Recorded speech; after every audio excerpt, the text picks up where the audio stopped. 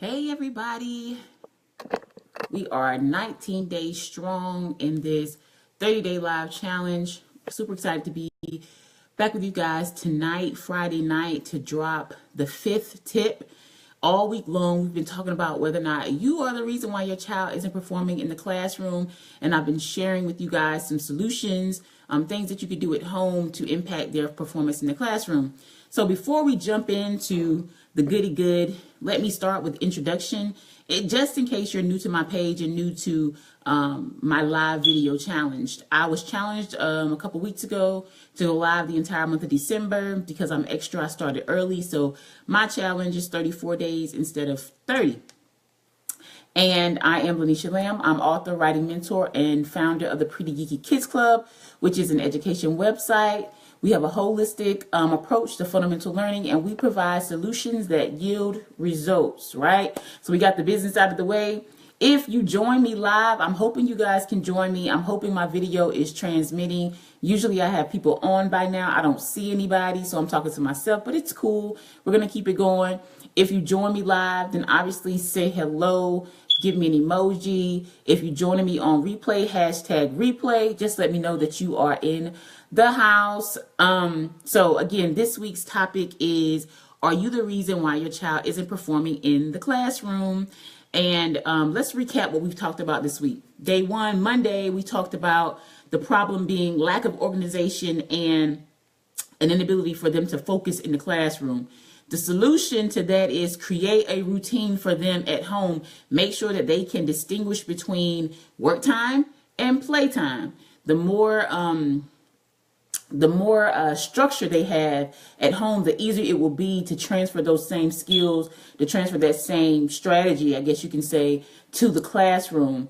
Tuesday night, we talked about chasing perfection. That's the problem, chasing perfection.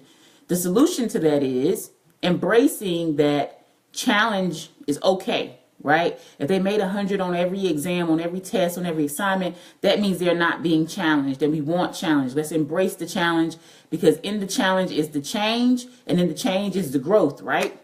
Wednesday night, we talked about lack of discipline. And the solution to that is train your child up in the way that they should go so that when they go outside, they do not embarrass you, right? They don't embarrass you in the classroom. They do not keep the teacher from teaching. They are not disrupting and interrupting the learning environment. Last night, we talked about whether or not you were Team Carmelo or were you Team Russell Westbrook. What does that mean? If you're Team Carmelo, that means you are concerned with shooting your shot, getting to the bag, getting to the money, securing your you and your family's financial stability, which is okay. Let's make sure that we understand that it is okay to make sure you're securing the bag. However, don't forget that while you're securing the bag, you also have to dedicate time to your family and your loved ones. And since we're talking about the kids, specifically to the kids and their homework, right? Making sure that we're spending time with them. Carmelo, if you're watching him play, then you know once he gets the ball, he's shooting a shot. Westbrook, sometimes he might not have a high scoring night because he's passing, he's running plays, he's making sure that he's developing his team. So that's what I mean by, are you Team Carmelo? Are you shooting your shot? Are you Team Russell? Are you making sure that your family is being developed, right? Tonight, we are talking about problem number 5. Problem number 5 is your child restless? Are they lacking focus in the classroom? Is their behavior a little extra as a result of not having enough rest, right? So that's the problem. We're not requiring our children to go to bed at a specific time.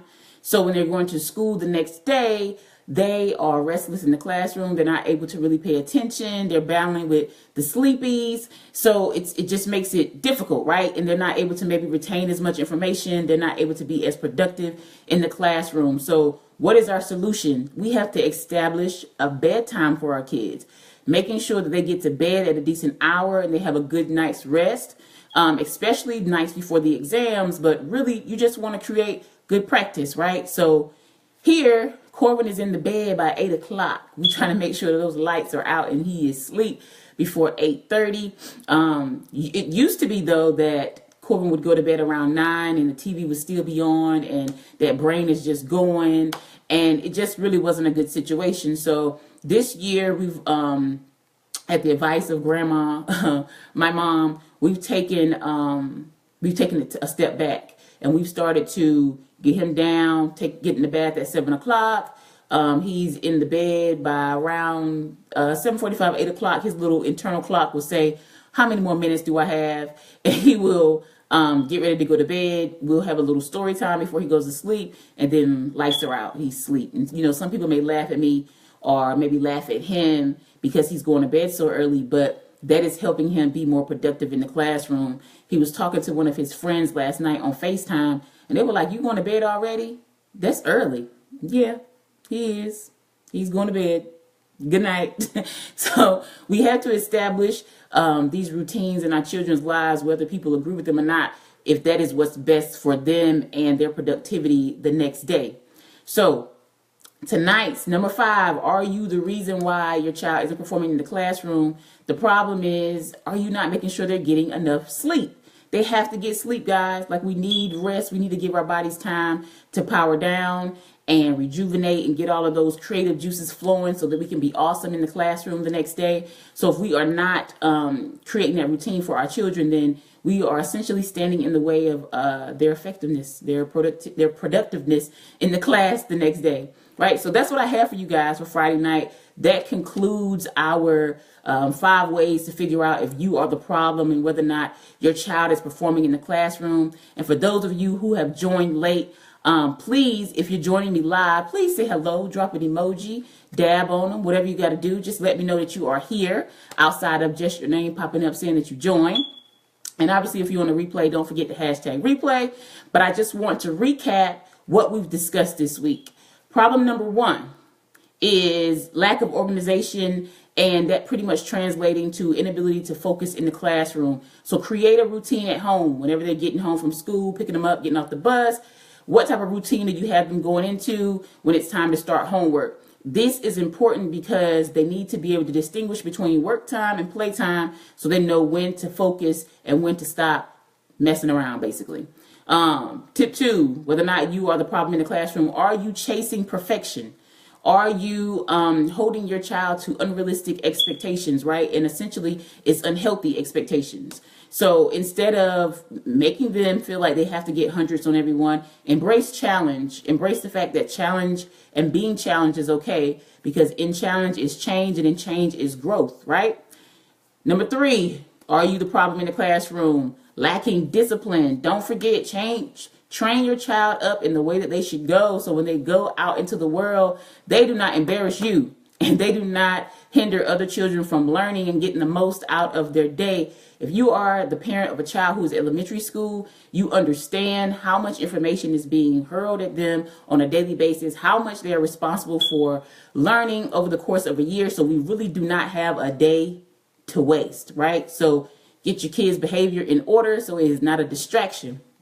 Number 4, choose Team Westbrook. Be Team Russell, right?